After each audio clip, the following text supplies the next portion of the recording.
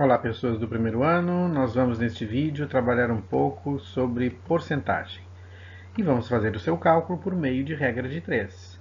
Porcentagem é um conteúdo que você deve ter visto no ensino fundamental, portanto, ainda é uma revisão.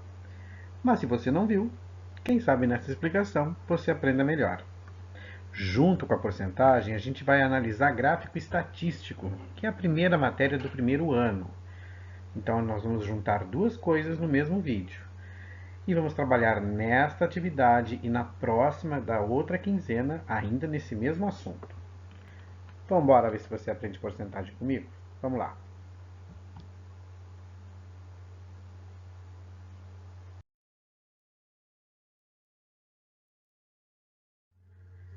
Bem, inicialmente, você tem que entender que porcentagem nada mais é do que uma relação, né?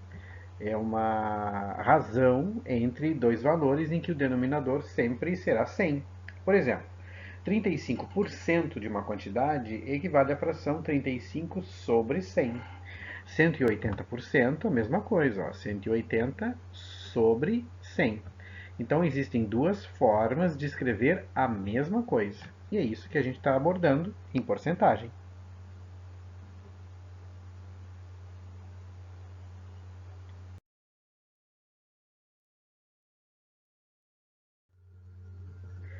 Indique o percentual da figura que está, indique o percentual da figura que está pintada. Então vê bem, todo mundo vai saber que nesta figura a metade dela está pintada. E a metade em porcentagem é a metade de 100. Então, 50%. Então vê bem, ó, a metade da figura está pintada. Como a gente quer em porcentagem, queremos a metade de 100% de um total. Então, 100 divididos por 2 daria 50. Neste caso aqui, nós temos a figura dividida em três partes. E duas dessas três partes estão pintadas. Ou seja, 2/3 da figura está pintado. Como isso seria representado em forma percentual? Qual é o percentual dessa figura que está pintada? Então, vê bem, se a figura está dividida em três partes, cada uma delas é 1/3 do total. É o mesmo que pegar um inteiro e dividir por 3. Ou, no caso da porcentagem, pegar 100 e dividir por 3. Então, isso significa que cada uma das partes que está aqui equivale a 33,3%. Como a gente tem 2/3, então temos o dobro de 33,3, que é 66,6%.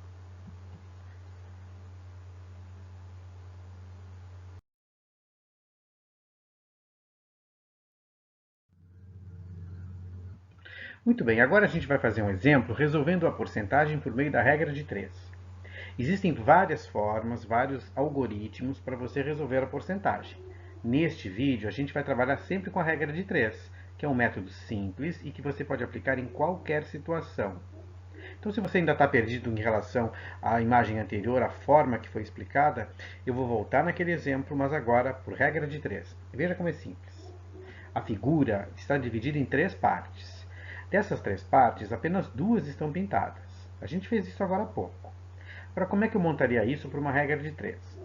Primeiro eu vou avaliar quem é o total nessa quantidade. Então, o total de partes que foi dividida foi um total de 3. Então, 3 partes vão equivaler ao total em porcentagem.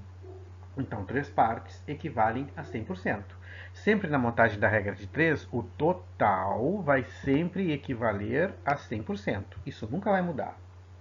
Em seguida, eu quero calcular o percentual que está pintado. Note que das 3 partes, apenas duas estão pintadas. Então, 2 equivalem a X%. Notou como é que monta a regra de 3? Olha só, na coluna que é a porcentagem, porcentagem fica com porcentagem. Na coluna que é a quantidade, quantidade fica com quantidade. Regra de 3 para porcentagem é sempre diretamente proporcional, porque à medida que você diminui a quantidade, você também vai diminuir o percentual. Isso quer dizer que quando ambas as quantias diminuem ou ambas aumentam, se fosse o caso, o produto é feito na diagonal. Então você vai multiplicar cruzado. 3 vai multiplicar x e 2 vai multiplicar 100. Observa como é que fica. 3 vezes x igual a 2 vezes 100. Resolvendo isso, vamos ter então 3x igual a 200. X é 200 divididos por 3. X vai dar 66,6%. Viu só? O cálculo em porcentagem utilizando regra de 3 serão sempre diretamente proporcionais, ou seja, a multiplicação se faz na diagonal, isso nunca vai mudar. O total, no momento de relacionar na regra de 3, sempre será com o 100%. Então, o total sempre com 100%.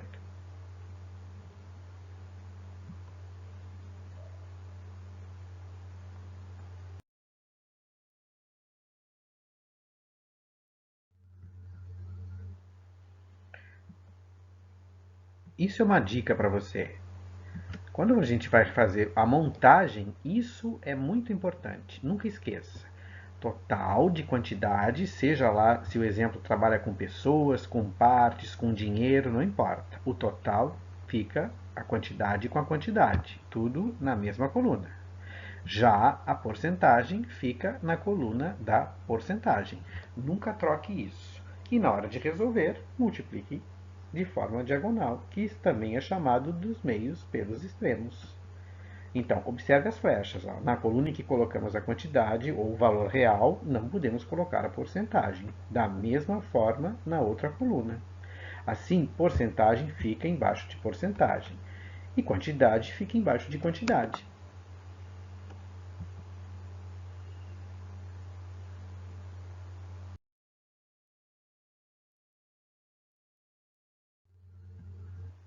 Agora, vamos analisar um pouco um gráfico estatístico. Esses gráficos estão sendo extraídos daqueles questionários que vocês responderam lá no primeiro dia com a primeira atividade. Neste caso, eu peguei um gráfico do 7º ano. Você é estudante do 7º ano do ensino fundamental. Assinar abaixo a sua turma. Note que o gráfico informa quantas respostas eu tive e informa em vermelho a turma E e em azul a turma D. O que a gente pode deduzir?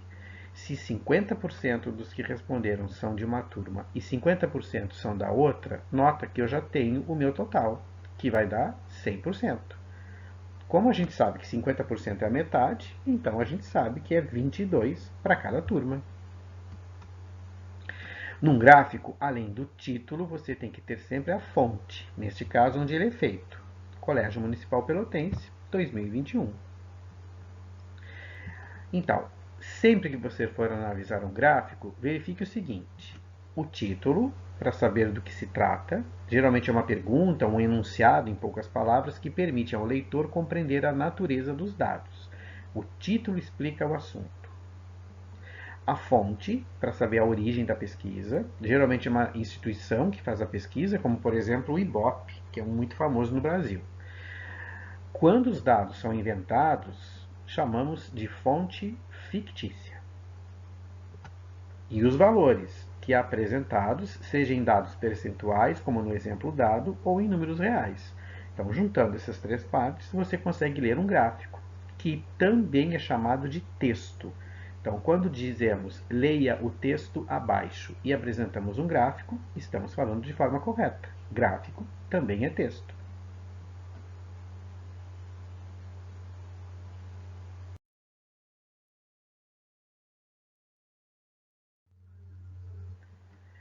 Olha esse outro gráfico aqui para a gente analisar. Durante a semana, quanto tempo você consegue dedicar para estudar matemática? Essa é uma pergunta feita aos estudantes lá na proposta da primeira tarefa. Vejam que cada cor representa uma resposta. Então, a cor azul, por exemplo, 27,3%, representa as pessoas que estudam menos de 2 horas. Se você somar todos os percentuais, você vai praticamente encontrar o valor de 100, porque a soma, o total, é 100%. Além disso, a fonte.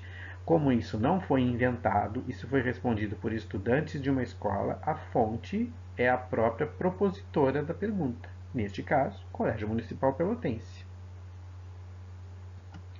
Agora, considerando que foram ouvidas 44 pessoas, determine o número de pessoas que dedica menos de 2 horas para estudar matemática. Então, como é que eu vou fazer? Inicialmente, eu quero saber quem estuda menos de 2 horas. Notou que é o azulzinho? O azulzinho equivale a que valor? 27,3%. Ou seja, quantos estudantes equivalem a 27,3% de um total de 44 pessoas? Vamos ver se você lembra. Para montar a regra de 3, o total vai ficar sempre com o 100%. Observa, 44, que é o total de estudantes, equivale a 100%. A próxima fase na hora de montar é você saber onde vai colocar esse 27,3%, que é o valor que você tem para trabalhar. Como porcentagem vai ficar embaixo de porcentagem, observe como é que fica a sua montagem. Então, o total de pessoas equivale ao total em porcentagem. 44 equivale a 100%. X, que é o valor que eu vou descobrir, equivale a 27,3%. Lembra como é que faz? É só multiplicar na diagonal. Então, 44 vezes 27,3 e 100 vezes x. Olha a equação que vai dar. 100 vezes x é 100x e 44 vezes 27,3 é 1201,2. Daí, o que a gente faz? Tira esse 100 daqui. Vai dividir, né? Para deixar a letrinha, o x sozinho. Então, x vai ser 1201,2 divididos por 100. E a divisão vai dar aproximadamente 12,01 pessoas. No final do vídeo, eu vou explicar como é que a gente faz esse tal de arredondamento. Enquanto isso, eu vou só apresentar ele aqui. Quando a gente arredonda, a gente em matemática usa aproximadamente, que é um igual com um tio em cima. Isso sempre vai acontecer quando o número foi arredondado. Como a gente não pode ter 12,01 pessoas, então a gente vai dizer que é aproximadamente 12 pessoas.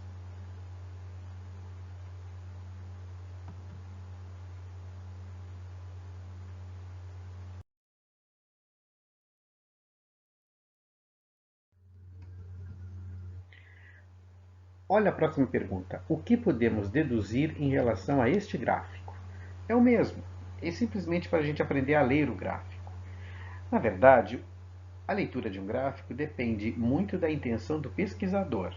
Mas olha só, tem que ter a fonte. Nesse gráfico, eu posso afirmar que os entrevistados têm opiniões diferentes, porque praticamente existem as quatro respostas apresentadas no gráfico.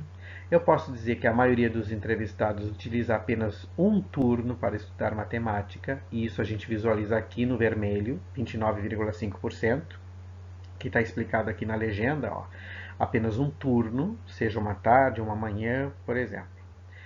Também posso afirmar que aproximadamente a quinta parte dos entrevistados utiliza mais de um dia para estudar matemática. Por que eu digo isso? Porque mais de um dia para estudar matemática é o verdinho, ó, que é 20,5%, aproximadamente 20%, que é o mesmo que 20 sobre 100, que se você começar a simplificar, ó, dá para cortar os zeros, 2 sobre 10, e simplificado dá 1/5, que é o mesmo que a quinta parte. Você pode explorar mais os dados. Isso depende da intenção do pesquisador ao propor essa coleta. Em questões dissertativas, você deve ser criativo e desenvolver a escrita. Em questões de múltipla escolha, fique atento às alternativas apresentadas.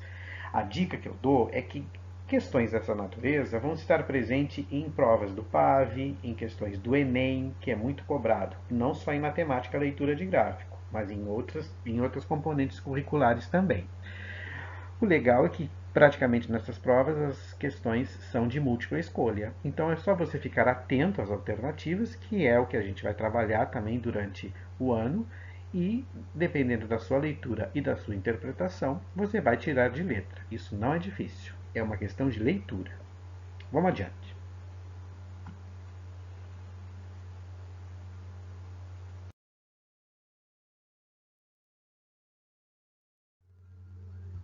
Observe o gráfico abaixo. Note que neste gráfico você tem qual conteúdo em matemática você prefere revisar. Essa é a pergunta título do gráfico. O gráfico mostra agora os valores em números reais, não é mais em porcentagem. Então, note que número real de pessoas é o númerozinho que está aqui. Por exemplo, 12 pessoas preferem resolução de problemas, 13 pessoas frações, 13 geometria plana e assim por diante. A fonte aí, não pode esquecer. Após a leitura do gráfico, a questão é a seguinte: determine o percentual de pessoas que preferem revisar frações. Então, se eu quero calcular a porcentagem, eu lembro da regra de 3. Ou eu tenho que ter o total, ou se eu não tiver, isso vai ter que ser a minha pergunta. Então, o total aí é simples. É só você somar todos os números apresentados no gráfico. Então, eu vou fazer 12 mais 13 mais 18 mais 31 e a resposta vai dar 87. Então, isso é o total. Lembra da regra de 3? Total 87 equivale a 100%. 13 equivale a x. Ah, por que 13? Porque são as pessoas que preferem revisar frações. E isso são 13 pessoas. Então, multiplicação em diagonal, né? Aprendeu já a regra de 3? É sempre em diagonal. Olha lá, 87 vezes x dá 87x e 13 vezes 100 dá 1.300. Isolando a variável x, 1.300 divididos por 87, você vai ter 14,9425 e reticências. Como a gente vai fazer um arredondamento, isso vai dar aproximadamente 14,94%. Ou, se a pessoa arredondar para uma casa em número inteiro, é aproximadamente 15%. A gente vai buscar sempre trabalhar com duas casas, tá bem? Raramente vamos trabalhar com uma só.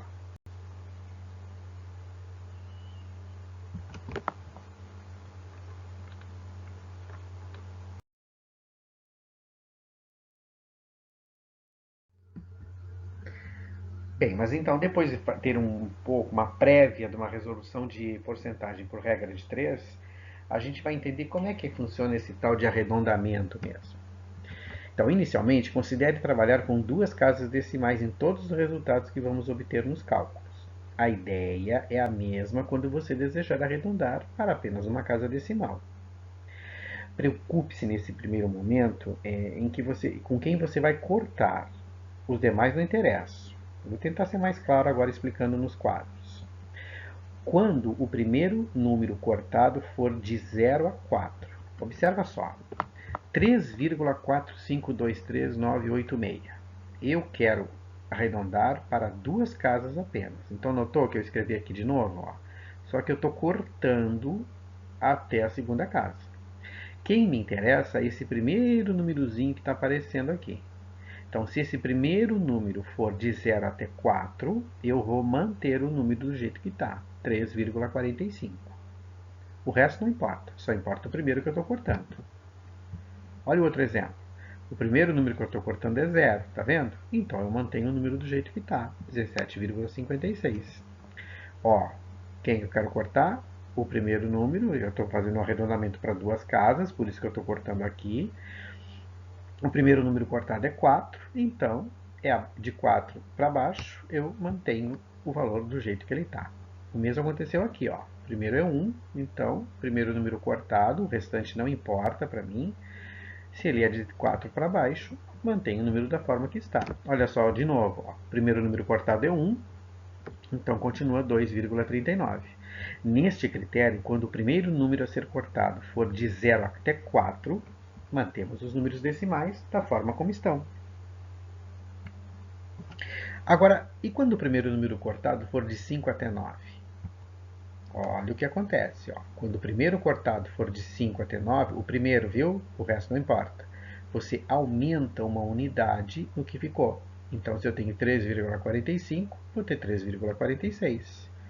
Olha só, o primeiro cortado é 9. Então, se eu tinha 0,56, minha resposta vai ter 0,57. Olha o próximo. Se eu tinha 0,63, agora eu vou ter 0,64. Mais um. Se o primeiro cortado foi 7, aumenta uma unidade no que ficou. Então, 0,72 ficou 0,73. Olha esse outro. É 9, não é? Então, de 2,39 virou 2,40 ou 2,4.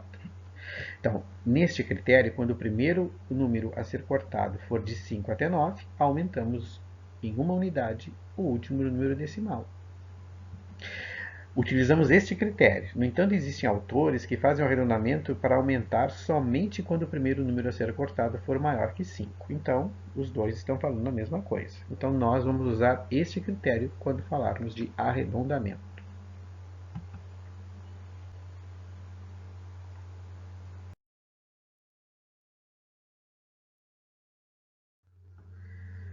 Eu espero que você tenha compreendido um pouco do que tratamos nessa atividade, falando de porcentagem e aproveitando para aprender a ler gráficos estatísticos.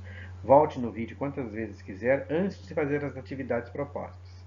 As atividades que vão ser propostas em cima desse vídeo vão trabalhar com muitos gráficos baseados nos índices de morte por coronavírus. Espero você na atividade. Valeu, tchau!